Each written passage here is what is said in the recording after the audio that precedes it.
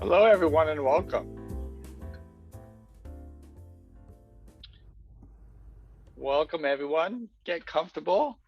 Great to have you back for the second week of the Migration Summit 2022. Today's session is called From Intentions to Impact, Decolonizing Refugee Response. I am Dimitri Fidel. I'm a co-chair of the Migration Summit. The summit is organized by the MIT Refugee Action Hub, Namal Karam Foundation, and the MIT Abdul Latif Jamil World Education Lab. It's a month-long convening designed to build bridges between diverse communities of displaced learners, universities, companies, nonprofits, and NGOs, social enterprises, foundations, philanthropists, researchers, policymakers, employers, and governments around key challenges and opportunities for refugees and migrant communities. I want to thank everyone who's helped us organize this, both in front of the scenes, behind the scenes, and everyone who's attending today, and everyone who has submitted to be part of the migration panel. Just a few housekeeping notes before I introduce our keynote speaker today. We're going to be having a keynote followed by some Q&A at the end. We're going to be using the chat for questions. If there's any inappropriate dialogue in the chat during the keynote or during the session, we'll move the questions to the Q&A. So please be mindful of what you're putting in the chat and who you're directing it to. It's my great pleasure to welcome Sana Mustafa to the Migration Summit. Sana is a Syrian feminist, a human rights defender, and an inclusion activist. From participating in the Syrian Revolution in 2011 to her continued advocacy to dismantle colonial systems in the forced displacement sector, Sana has been brought up on the commitment to challenge systems of oppression in all different forms. After being forcibly displaced by the Assad regime, Sana has co-led the establishment of global efforts around representation and inclusion of forcibly displaced persons, such as the Global Refugee-Led Network. Sana is currently the Director of Partnerships and Engagement at Asylum Access, where she leads fundraising and partnership initiatives, bringing together refugee-led organizations and powerful refugee response institutions. She is also on the board of the Karam Foundation. Sana, welcome to the Migration Summit. I am very excited to hear from you. I'm sure our audience is. So the floor, the mic is yours. Thank you so much, Dimitri, for having me here and for MIT for inviting me. And I'm excited for this conversation. I have a number of things that I would want to kind of say before I start. Maybe disclaimers, a few disclaimers and something around the language to clarify that I will be using. I mean, the first disclaimer, I'm not a historian, as we'll be talking about colonization. I am someone who's been forcibly displaced by the Assad regime, and someone who's constantly questioning and reflecting on her existence and the role I have to play in this world and how I play it. So all of those realizations and reflections, there will be facts, those are facts. But besides that, all of those realizations and reflections and thoughts, I really I have not arrived to those alone. I've always arrived to this, and I will be arriving to this in a community, especially now with my Asylum Access community. And I also want to declare that I do not have all the answers. I'm still learning and unlearning and reflecting. And so don't know it all here at all.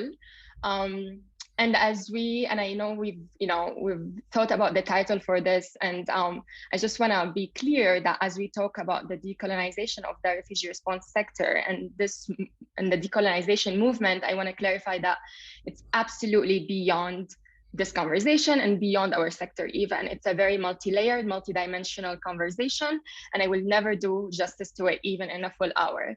So I want to acknowledge that as well. The other thing I want us to acknowledge, and I would invite you to acknowledge walking into this conversation, is that this is not about you individually or as an organization or about your intentions. Clearly, we're saying from intentions to impact. So I'm giving everyone here with us in this conversation or seeing us or in the sector as the best intentions and why they're here and the work they're doing. I'm speaking to beyond this this audience here, and yeah, you might feel uncomfortable through the conversation. We might feel challenged, and so I invite you to recognize this feeling and sit through it. And remember, this is really not about you and me. This is really about something bigger than both of us. And something about the language I want to clarify. I will be the way I use, or I mean by the word refugee. I use the I will alternate between refugee and persons of forced displacement, but I mean it when I'm not talking in a legal context, which I will not be talking in a legal context here.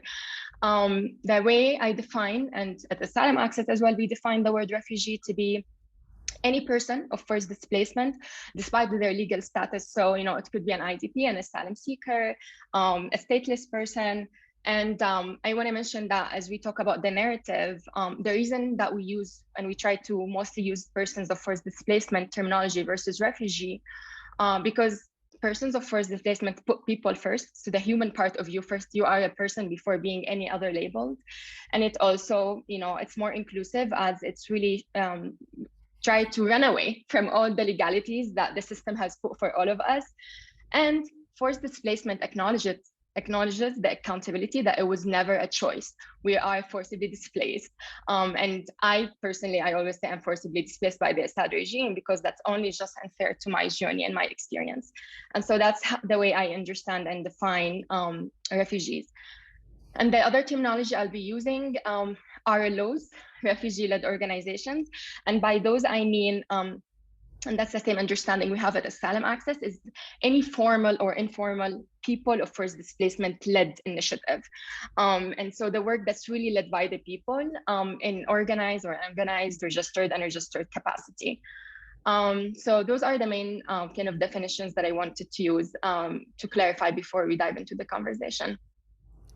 And so as we dive into this conversation, I really would invite you to think of this, as as a journey to pause and reflect and take action. And I want to acknowledge that many of those who are with us here today in individual capacity or organizational capacity are on a different, levels of the journey. And I'm sure many are already doing a lot of the work. So it's really kind of, wherever you are, I mean, it's an invitation to think beyond that as well. And with that, I want to start by thinking about the history of colonialism. And I said I'm not a historian, so I'm actually not going to dive deep into it. But easily we can trace the way maybe this system, the humanitarianism or humanitarian system and development system started 2 decades and centuries before even was labeled as a system or was recognized as a system.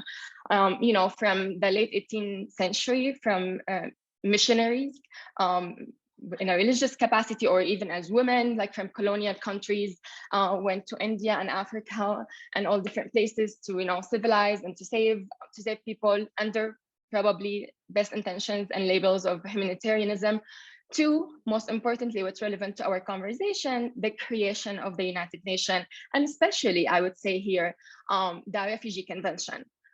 And one of the facts, I think when I mentioned about my talk, I want to talk about how the system is inherently exclusive and racist.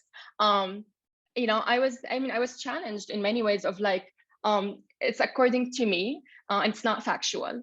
And so one of them, I'm going to mention a lot of the facts that we live right now that reflects and show how our system is rooted in those structures, but also one of the historic facts that I found it really fascinating about the creation of the Refugee Convention is that actually we all know that the United Nations was founded in 1945 in San Francisco, which is in itself is interesting where it was founded and by who.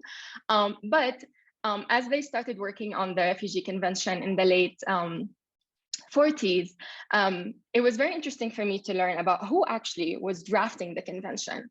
And there are a number of facts that I will be mentioning, but it's one of the fascinating ones is that they spent a year while drafting the Refugee Convention, actually on the refugee definition. They spent a year of really difficult conversations, those who were working on it, because mainly they wanted to include refugees in and from Europe.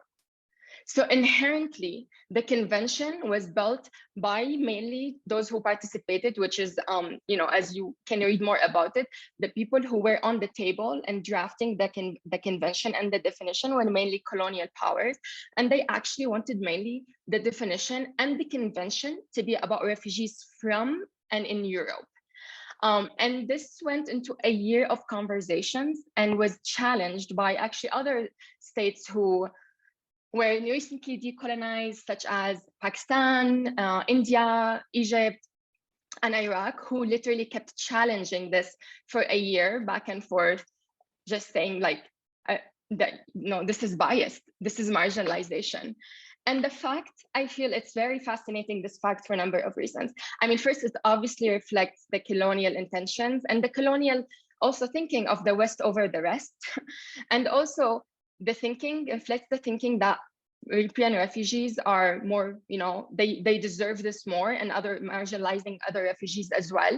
And like other refugees are actually less relevant and less important to receive this kind of protection.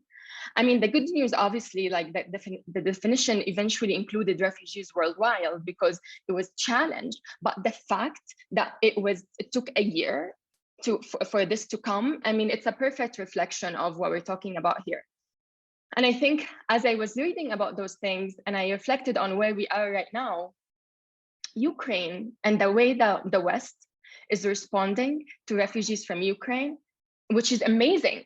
Like, it's a perfect model that, yes, Europe, yes, US, yes, all Western countries and the world, this is how we should respond to refugees. We should welcome them immediately, and we should think about what we can do and policies for that.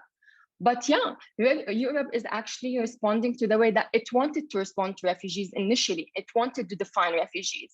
And so we are witnessing exactly, which we all know, how the hypocrisy right now in the response versus the response to refugees from the global majorities and colonized countries, it's not new. It's really inherent to the foundation of how we are defined, even as persons of forced displacement, and how the sector defined us as refugees. This is like a more of a historical fact and example. However, unfortunately, there is no lack of current practices and ways of working that reflect how structural racism and discrimination are really inherent to our sector. I'll mention a few examples. I mean, until now, 2022, mainly the aid and the money flows from former colonial power to formerly colonized regions. That's, I would say, 99.9% of the cases.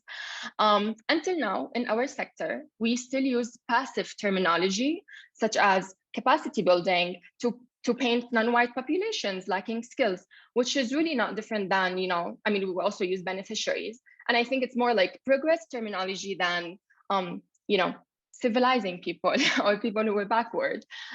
It's really just a more politically correct terminology, but we still very much use this terminology as if beneficiaries here are only refugees and not those who are actually getting income from working on our issues. And actually, one of the cases that were mentioned by refugee-led organizations in Indonesia in a report in 2020, they have talked tremendously about how, as refugees who lead different initiatives to their communities have been experiencing trauma over and over again at the moment they engage with international actors working in our sector. So besides, you're being traumatized in your own country, fleeing and coming to a new country, you're also traumatized and mistreated by the same people who claim to support you. One example, always my colleagues mention that happened in Egypt, as the UNHCR invited an organization called STARS, Santa and Refugee Service in Egypt, to a meeting. And STARS is a mainly refugee-led organization. So they send their staff, who are persons of forced displacement, refugees. And actually, the UNHCR did not allow the staff to come into the meeting, saying it's conflict of interest. And this is literally the argument we hear all the time when we talk about the right for representation and inclusion of the people themselves in managing their own affairs. Those who are non-refugees who have the power in the sector, they say it's conflict of interest. And I really find it fascinating, considering that isn't it actually conflict of interest that your whole income and job depends on my existence? So why would you ever want to eliminate my existence? I think that's really a conflict of interest versus, us being engaged in our own affairs. Another manifestation of this structural racism and discrimination in our current ways of working is our love, the sector love for practices common within white dominant professional cultures, such as fluency in English and strict timelines. And if you do not meet those requirements, you will never receive funding and you can never actually engage in a global conversation, including even the way I'm speaking to you right now and what I had to do and what we have to do as refugees, from code switching to adapt to this culture, to be here, to be able to speak to a lot of the audiences. Another manifestation would be pay scales. We all know how a lot of the expats and the foreigners who go to the field, they get paid way more than the local staff get paid, even for the same exact work in the same exact location. And of course, we start with the foundation of the current programs and policies that are for refugees that designed mainly in the global north, and with no inclusion of the people themselves. And now in the best case scenario, in a consultative capacity, refugees are engaged. And funding, money is power. And if we look right now of where funding is going, we can see that still funding is mainly accessed by multilateral international organizations, and local actors in the base case scenario here are brought up as implementers or sub-granted money by the INGO. So there is no equal footing for funding here at all. And actually, statistically speaking, about funding, as a report of the humanitarian report in, I think, 2019, out of the $30 billion circulating within the humanitarian system, less than 1% goes to local actor. Basically, less than 1% actually of the money goes to the people on the ground who are doing the work, the people with lived experience, the people with proximity. And not to mention, of course, then the manifestation of the daily excuse we hear in our sector, as I've been doing this advocacy for the past 8 years. Personally, every single time I talk about why people who are on the ground, refugees themselves and their organizations, are not receiving funding and don't have access to it, the first excuse come up is that, but they don't have the capacity to receive significant funding. Well, did you ever think because we systematically starved them from funding? Did we ever think because of the so many barriers that I just mentioned above that would never enable them to receive funding? So yes, of course, they always function in survival mode. How could they thrive while you keep them dependent on you? And so I really think there is no lack of evidence besides the history that the present that we live that manifests how problematic the roots of our systems are and how they still very much alive. And I find it fascinating that I need to even do this in so many conversations, because how could we disconnect? I mean, I really think, how is that different than promoting democracy in Iraq? I bet you the US government could argue it was done in the best intentions as well. So I really here invite you to take a step back and think about the bigger picture. Does the end justify the mean? Does that we want to help people justify how we help them? The barriers we're putting actually for them to be actually helped and independent? How many Iraqis or Afghanis have been part of addressing their own issues, and how successful that model has been? And I'm not mentioning examples that only, I mean, our sector, we've been around for like 70 years in this institutional formal capacity, and we still have camps where refugees don't have identities and basic rights. So clearly this model is not working. Clearly this model is not successful either. And so some will come and say, but there are so many current efforts right now to recognize this. And I agree. There have been in the past 10 years a lot of efforts, from the Grand Bargain to the World Humanitarian Summit to the Global Refugee Forum to the localization agenda by the US government and other governments, to actually recognize the importance of supporting people on the ground. But if we can notice that there's a reason that in the past 10 years, this has not changed. That I just mentioned the same statistics, despite the intention. And I think this has not changed because there is a huge disconnect between those actors who want to do localization and the reality that many of them actually remain unwilling to give up power, unsure how to give up control and visibility and the money and the access to the connections. And so unless those actors are actually willing to look within, to look into their ways of working and to connect that to everything we mentioned, we will never be able to actually realize localization to its actually to the goals they're aiming to realize it. Also, there is lack of acknowledgement. Everyone right now wants to skip the conversation that we're having here. Everyone, but like, let's focus on like what people are doing. There is no justice without acknowledgement. And there's power in naming what happened and what's happening. And there's power of acknowledgement, because we cannot continue to work on projects without coming to address how we've arrived here and even how we're doing those projects. This really, we in our sector need to connect more with other movements. You know, how are we connecting with the decolonization and anti-racism movement? We are really not. With the feminist movement, we are very disconnected, and we need to connect these two agendas more. We need to recognize power dynamics in our sector. And again, if you notice, all what I'm doing here is trying to prove to you that our sector is racist and is biased. And yes, many of us are doing really amazing work, but this is not enough. And I think one of the many other arguments I hear all the time, the argument of like, but not all of us. It's very interesting. It's the same argument we hear in the feminist movement, but not all men. We hear, you know, in the LGBT movement, but not all people are homophobic. We hear in the racial equity movement, but I am not a racist.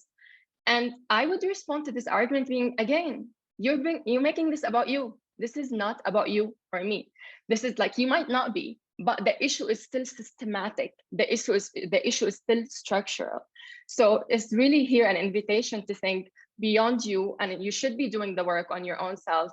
How can we bring our organizations, our institutions, and then also our responsibility to bring the sector in total into the journey, into realizing where we are rooted, into realizing how it's still manifesting, and permitting ourselves to take a step back and change our ways of working. And so the question here becomes about how. How can we address those power dynamics? And I tell you, it's a very complex endeavor. And we as Asylum Access have been on it, and we're still on it. And it's a complex, expensive, challenging, uncomfortable, but believe me, transformative and rewarding endeavor. And there are ways to do it, and you are not alone. And we have published in Asylum Access in December of 2021 a position paper about how to build equitable partnerships with local actors. And we mention in it a lot of our learnings as a international organization and a mix of local organizations, of what we've learned about the importance of internal work to be able to actually reflect that in our ways of working with local partners and build equitable partnerships. So I'm going to mention a number of things that you can do. And again, those are like to instigate your thinking. Those are not the ultimate answers. Those just like instigators. First, as I mentioned, we have to verse ourselves in the past and the present and its manifestation. And this happens through we have to do individual learning on our own. And then we also have to bring our organizations to this journey. In recent conversations, a lot of the people who talk with me be like, but how can we realize localization? How can we decolonize the sector? And I say, well, like, actually, it's about DEI working. But no, but like, actually, how can we? I mean, the problem is that DEI has become such a fluid, trendy word that yes, it becomes like, this is not the answer. But do we understand that actually it entails? It entails like doing unlearning on an individual level. It entails reflecting on how my daily interaction with my colleagues, with the system, and with the people that I work with refugees is actually maybe exposing people to trauma over and over again. How am I approaching those projects and interactions with trauma-informed thinking? How am I assuming a knowledge and expertise of those with proximity versus thinking that, no, actually someone in the US knows better than someone in Jordan who's been living in the camps for years right now? How can we think about putting relationship building first? That we are working with people, we're not working with projects. How can we think about how are we shifting funding and shifting the resources, we as organizations that based in the global north, What are we doing to actually facilitate access to funding and to connections to local actors? What is the language we use? How am I speaking even? Is this the terminology accessible to people? Am I providing translation and inclusive documents in all my material? So DEI is actually a big journey. We have been on it for the past 2 years in asylum access, and I tell you, I'm not sure it will ever end. This is a journey when you're looking at how your recruitment policies are actually exclusive by design with the best intentions. How your interview questions are by design also would never allow people who've experienced forced displacement come here. How the way you evaluate your resume and you look at experience would also do the same, would never allow people who've experienced forced displacement to be with you. And I think this is one of the other things that I hear a lot, but we want to hire refugees, we want to engage with refugees, but they don't apply to our jobs. There's a reason they don't apply for your jobs. The moment we started taking this journey internally with the asylum access, there's no position we post except we get tens and sometimes hundreds of applications from people who've experienced forced displacement all around the world. Because our job descriptions and the way we evaluate people is beyond years of experience, is looking beyond the gap, is believing that lived experience is of forced displacement is an acquired knowledge and skill, and actually it cannot be learned by those who have not experienced it. So there's a lot we can do, and there's a lot you can do. And I tell you, it's challenging, it's expensive, and you would so many times feel frustrated being like, it's much easier and more efficient, back to white dominant fashion culture, to really just do this on my own without being inclusive and without having to think about time zones and the language, than to put the effort to shift my power and my resources to the people who are on the ground and who know the best. But clearly this is not impactful. There has never been a movement led by those who did not experience any lived experience that succeeded. I mean, the only reason women rights movements are where we are right now because it's women-led movement, and obviously have been trying to be co-opted by men and other people a lot. And similarly to the LGBTQ movement, and Black Lives Matter. Imagine Black rights movement is actually led by non-Black people, but we still accept in our sector that the refugee rights movement is not led by refugees. Why? I mean, it's really simple and obvious, and that's why I say, like, there's an issue with us connecting what's happening in our sector, in our day-to-day, in our organizations, with the world that we're living in as well. So the question that I receive in these cases is always, does inclusion and shifting power to the communities mean I'm out? Will I lose my job? No, you would not lose your job. I would say no, you have a space and a role here to play. You have actually a responsibility to dismantle these systems of oppression that have, you have consciously or subconsciously, intentionally or intentionally benefited from and still do. And even if you haven't done it yourself, you are perpetuating it. If you have not constructed these systems, you are still perpetuating it daily, again, consciously or subconsciously through your ways of working. How are you thinking about the power dynamics again, and ensuring those with proximity have the resources and power to lead this movement, not only to benefit and to be beneficiaries in this movement? So yes, you do have a role here, and we actually need you here. It's about allyship. You have the responsibility to learn and unlearn, and then also bring other organizations and other allies on the same journey. And this is actually, like, the good news, it's impactful. Movements that led by those most affected are successful and impactful, and they change the realities in the world. And so this is really not also much of a rocket science. We have been navigating, especially as those who've been living in the global north, how to be allies, how to be true allies. And we've been navigating this across movements with our all different identities. And this is similar. This is really about navigating how you are thinking. You're thinking actively every day about how you're being an active agent and your existence and your role here. Ask yourself, what is my role here? What is my added value? How am I doing it in the way that's not exposing people to more mistreatment and trauma? How am I doing it while recognizing, the past, even if I did not do it myself? So I know this is in the conference this week. The discussion is about education and livelihood, and the what is very important. So I want you also to address how you're doing this what as we dive more into these conversations and who you are doing it with. And again, this is an invitation to really think, because movements remember. And as we all know and witness right now, like, you know, those who did not address those issues across other movements, from being, you know, homophobic to being racist, movements remember, and we know who they are right now. And the same, the refugee rights movement will remember, and history will remember. And this is a chance to all of us here to think about how we want to be remembered and how we want to be true allies for the refugee rights movement.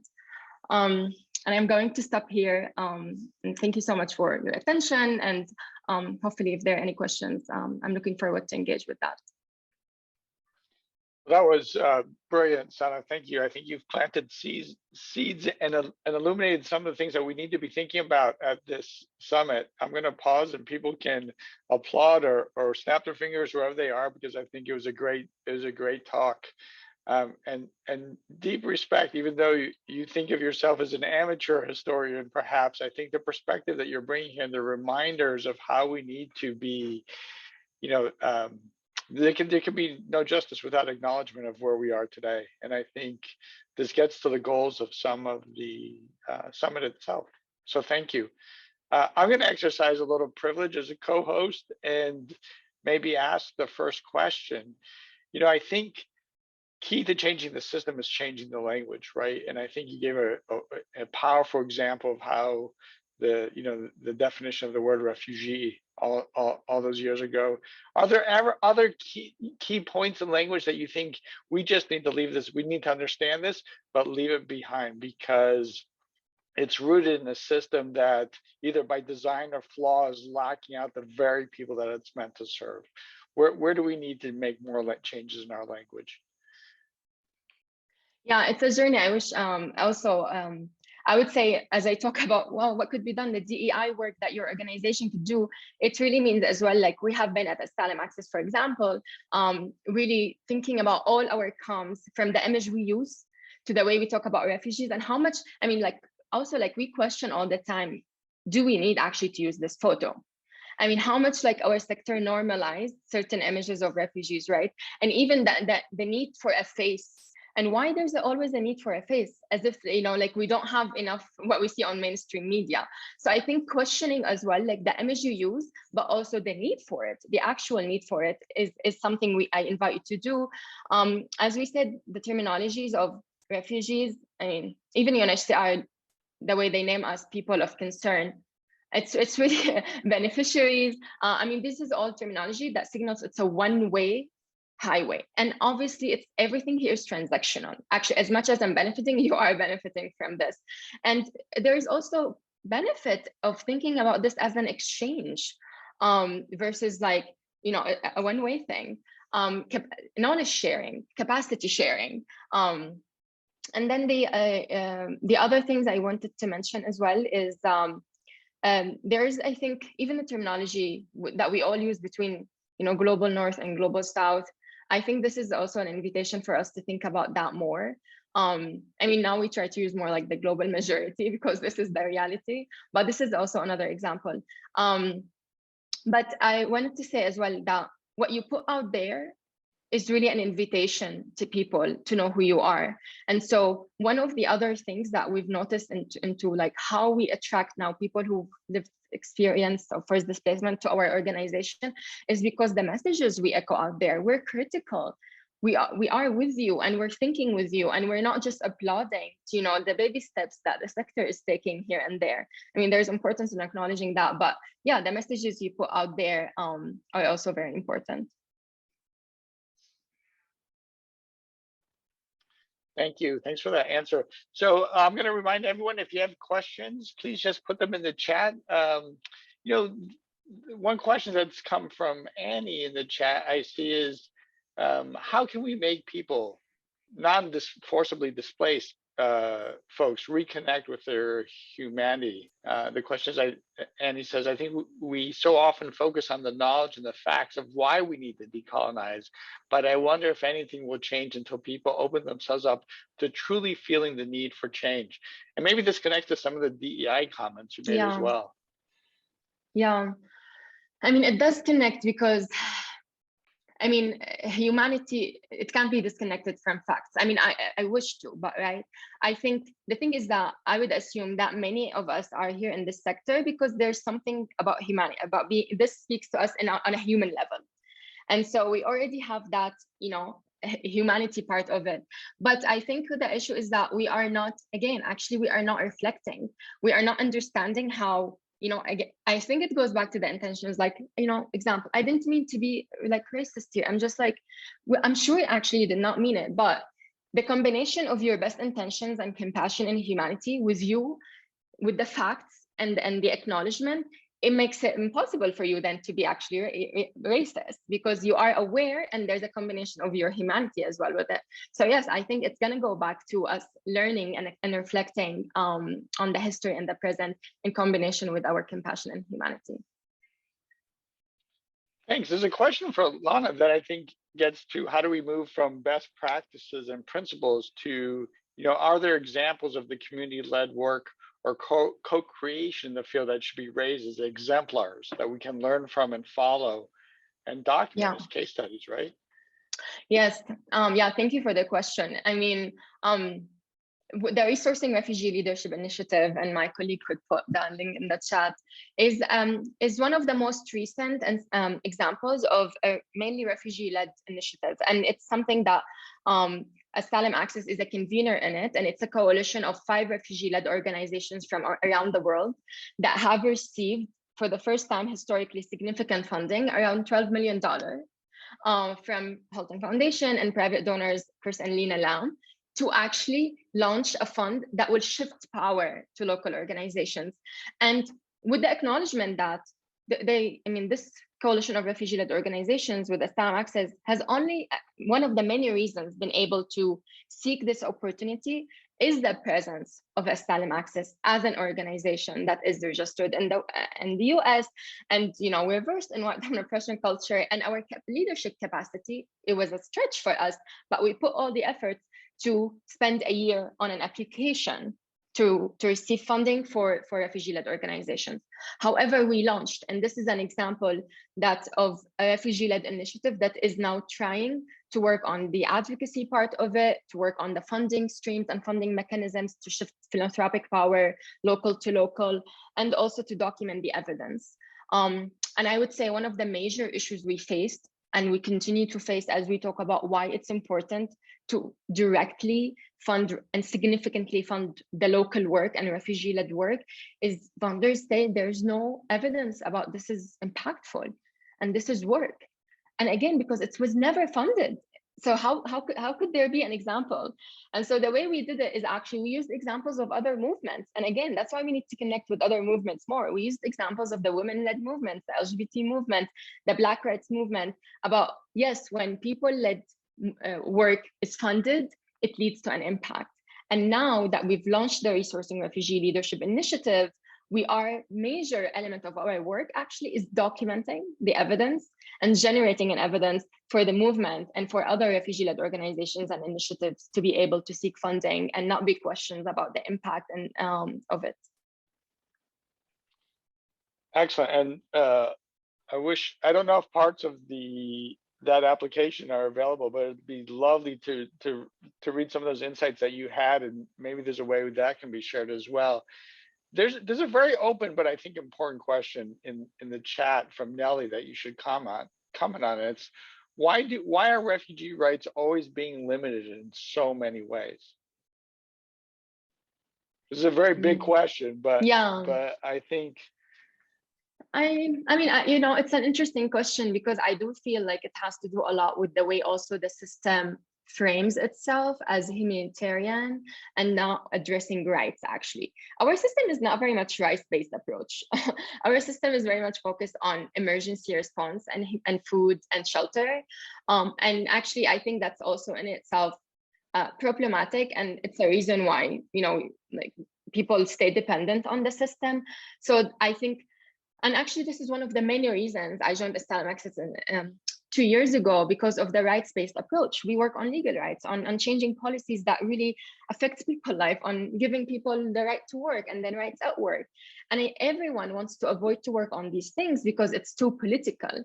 And so we end up focusing on the humanitarian things, which are important, but they're not really giving people agency and power over their lives and keep them dependent on the system.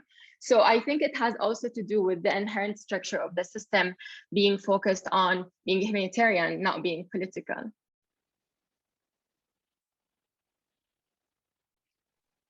No, I think that is a thoughtful, and maybe any future statement of organization or system needs to begin with, our objective is to work our ways out of jobs, right? If our advocacy and our work is clean, we should all be unemployed. And I think we laugh, but I think it's an important point to make, right? If we're to advance our own humanity.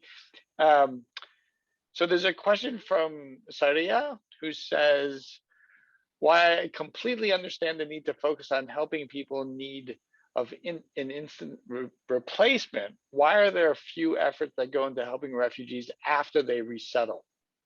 Another question: if time allows us, what roles can refugees take to claim a more narrative and work? Yeah, because exclusion doesn't end, in the camps. Exclusion actually starts in the camps, and then it's also, if you're one of the lucky ones who get resettled to a global north country, you will live more even the exclusion that you lived before. And I think there's a lot of also lack of opportunities, and there's it's so interesting. I think it's like white slavery doesn't work domestically. White slavery only works internationally. So when you arrive to a lot of the communities in the global north, there's a perception of like, you don't need help and you shouldn't need help anymore.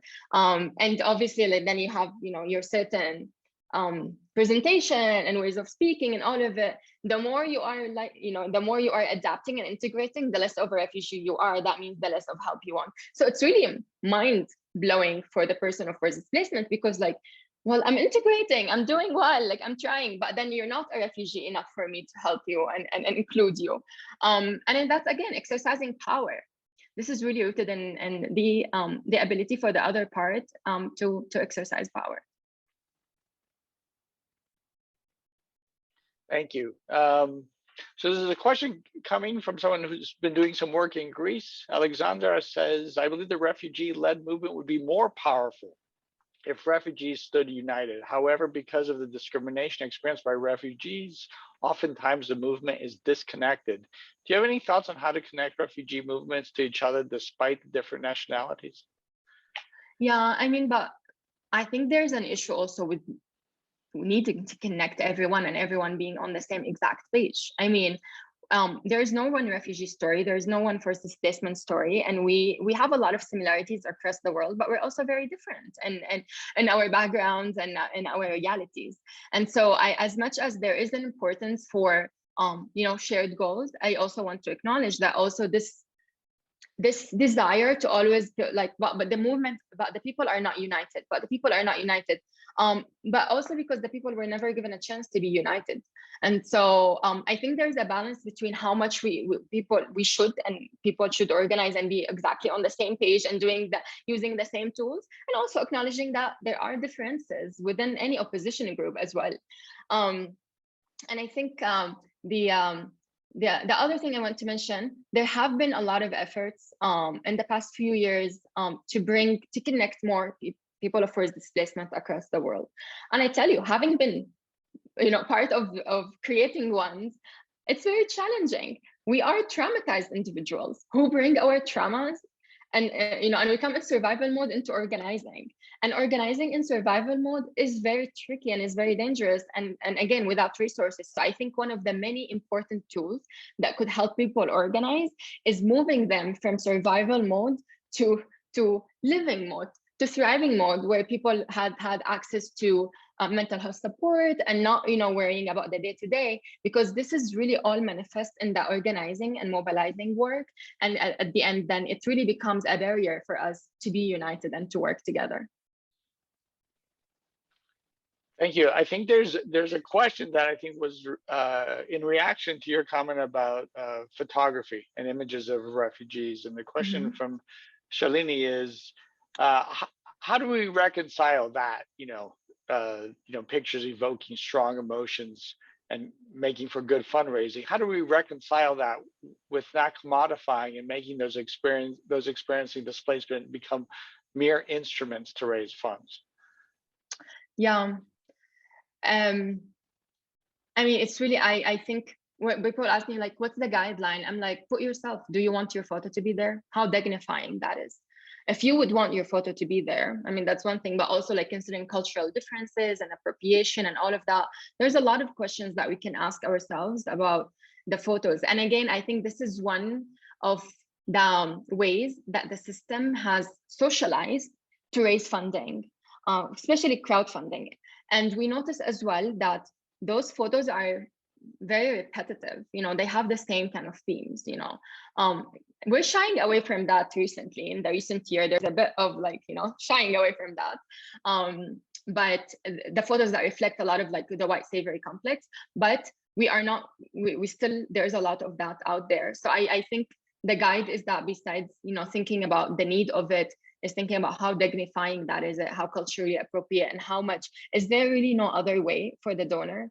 And also then I think it also depends on the public and the donor, questioning also donors, re-questioning what they need to see to give money.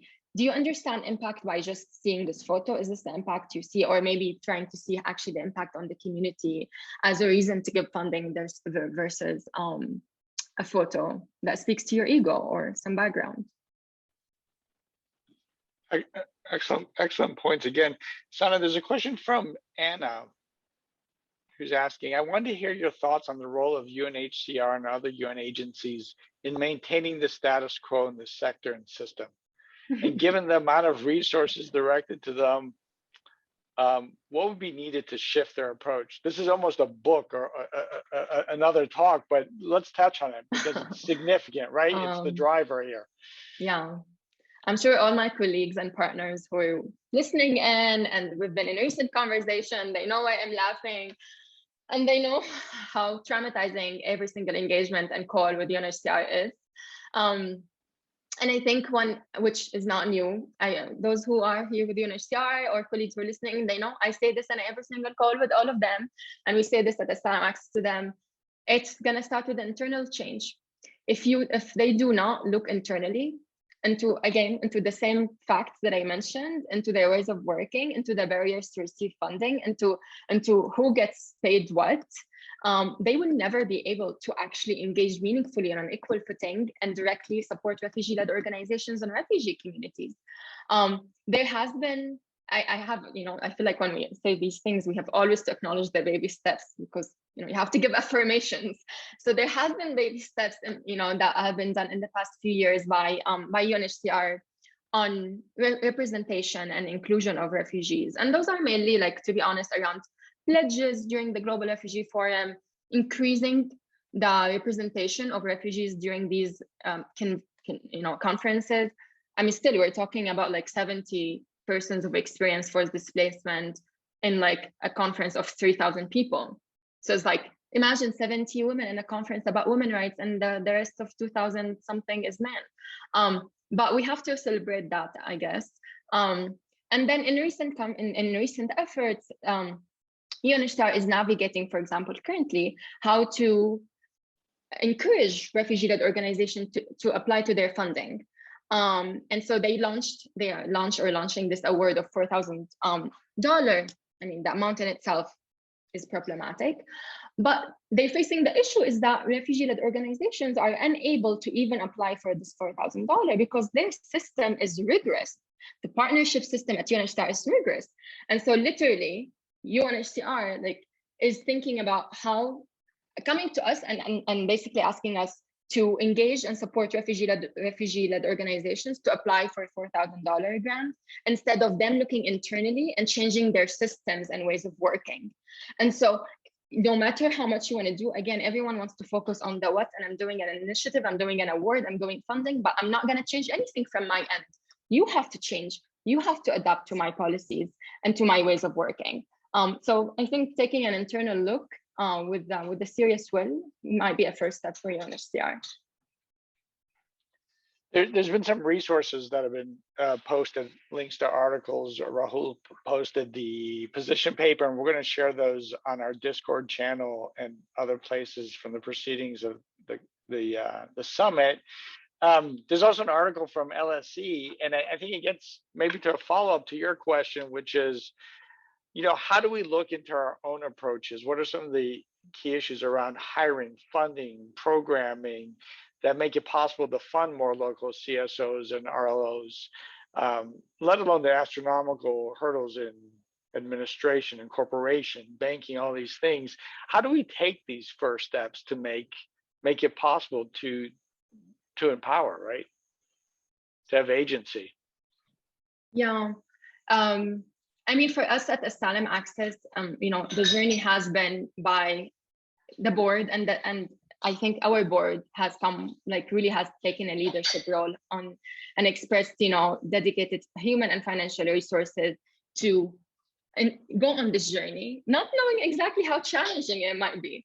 But I think definitely, it starts from within, and it really starts maybe with like few people just bringing this into the organization and recognizing that, okay, we don't know exactly what this journey will entail, but we know that we have to dedicate resources, and it's important to who we are. And I think another important thing to think about is that how do we think about inclusion and shifting power to people on the ground as not a lens. Like, we're not talking here about like, how can I implement a gender lens, which it should never be. We're talking about how do you make all of those important values as part of your DNA. And they only become a part of your DNA when you actually, deconstruct your existing DNA and relook at it and reconstruct it with a lot of the learnings and the support of, anti-oppression consultants and DEI consultants. No, this is interesting, and there's a really powerful story from Rochelle in the chat about the experience of having brought refugees on board to the staff of the NGO she was working with in the Caribbean, and how later they were asked to remove these displaced people, staff members, because there was a conflict of interest. And I'm wondering, how do we advance these DEI principles and practices into the sector so that we can see some perhaps systematic change, if not complete overhaul, right? Yeah, I know that example, Rochelle, and yeah, we heard about it. And I mentioned that it's still happening all the time. I think to your answer to your question, Dimitri, I think this is where the responsibility lays on like those of us who are doing this, is making sure that we're sharing our journey, we're sharing the resources we have and the tools, and developing tools to bring others on board. I mean, it's, as I said, it's really, even if you as an organization has done great work, it's about what you're doing to bring others on board. So true allyship is also about mobilizing and bringing others on board. And I think we have a very big responsibility here on an individual level or organization level to think about allyship building more in the sector. Also think speaking up. So many of us cannot even afford to speak up. We are afraid of losing donors and money and funding. And even like the incidents I mentioned about UNHCR and others, my intention here is not to name and shame. My intention here is accountability. And if after 70 years, with so many movements and what we know right now in 2022, you are still, operating in this way, so yes, my resolution is besides talking to you and providing you tools and resources and offering my time and capacity, yes, it's very important to also take you accountable on your actions publicly. So it's really not, I'm not, the goal here is not to name and shame. The goal here is for accountability. And I really wish for more of those who are experiencing this traumatizing, partnerships to be able to speak up about that. Yeah, and as I mentioned, just providing tools and sharing the learnings in the community. I know you're the Director of Partnership and Engagement at Asylum Access, and occasionally in partnership roles, we do things like MOUs and MOCs and partnership agreements. Is there a standard of DEI expectations or mutual agreements that you incorporate into those Yes. partnerships? Yes, absolutely. In the position paper, actually, we talk a lot about that, but I would give an example. In the Resourcing Refugee Leadership Initiative, the coalition that I stayed we're part of, and as the only yet non-refugee-led organization in that coalition, we had reflected a lot on how can we make sure we creating equity here. So one of the practices, for example, is that all the refugee-led organizations had to approve our budget as an INGO, like partially INGO, as much as we had to approve their budget. There was full transparency and accountability and shared across all the documentations. And I think the current practices is usually like an INGO will stop contract, a local partner, and you will never know actually where the IGO is spending their money. And so there's like value on that, absolutely. We have thought a lot about the language we use and how we speak. We would use all, which is time consuming. My colleagues could speak about this and you could get burned out, but it's very important. We produce all our calls and documents in not only in like not English and having interpretation, but also in an accessible language. And really giving up on our what we think is efficiency, because efficiency doesn't mean impact. Actually, we've noticed that sometimes when you do work differently, it leads to more impact. I'm just going to make sure I remind the technical team here to save the chat so we can preserve all these great links and resources and narratives that have been shared, and we can add them to the Discord. One more question, because we're almost at the top of the hour. There's one from Salah, who says, given the gain that the RLOs can expect when enrolling in UNHCR's partnership pathways for financial network benefits, is it truly the best solution for all RLOs? How can we advance other types of partnerships, such as RLO to RLO and RLO to local government partnerships? Yeah, I mean, the problem is, like, I fully agree. The problem is, which we're trying to create an alternative to, is creating an alternative to UNHCR and the power they hold. There's so much benefit in associating with UNHCR, unfortunately, in our sector, because again, we have not done a lot of the mindset shifting around UNHCR, and donors still, if you receive funding from UNHCR, you have a bigger chance to receive funding from another donor, because that means you're accountable. There is no risk in funding you than if you haven't. And so there's like chicken and egg issue for RLOs that face all the time, like really kind of like your worst nightmare to work with UNHCR on many levels or international organizations, but it's your only way, or was your only way, for gaining legitimacy in the sector. And that's why, like, the Resourcing Refugee-led Initiative and other initiatives trying to create an alternative by proving that RLO to RLO and like other non-UNHCR to RLO partnerships are legitimate and they could lead to, to an impact. Then we can use that for funders who having harder time switching their mindset about what makes an organization legitimate. This is a fascinating idea, and I'll confess, this is something I really need to learn more about. I don't know, I know almost zero about the dynamics involved here. So if anyone wants to educate me or pull me aside, I'm welcome to learn more. So we're almost at the top of the hour. It went by so fast. Do you want to share anything about currently what you're working on, what you wake up thinking about in the morning? There's a lot that you obviously do, but what's keeping you busy these days? And we'll end with that. I mean, literally everything I mentioned. But yeah, I mean, really kind of my focus right now is about promoting the rights-based approach as really kind of a solution in the sector that gives people agency, and within that means like the right for self-representation, the right to gain power, and so promoting all of that and shifting mindsets and mobilizing the sector and bringing other people on board is kind of what I'm breathing right now. And so I invite you all to look at the links we shared, to reach out. I'm happy to share my email if you are interested for your organization, if you have questions. Again, as I mentioned, I or my colleagues at Asylum Access have a lot of answers, but not all the answers. But we're always happy to engage in a conversation. Thank you, Sana, and thank you so much for joining us at the Migration Summit 2022. I'm already going to plug to see you next year to hear how this work continues to evolve.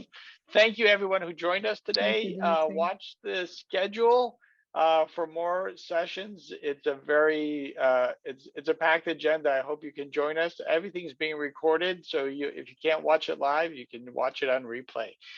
Have a good day, everyone. Be safe and healthy wherever you are. Sana, again, thank you for joining us. Thank you, everyone, for attending. Bye.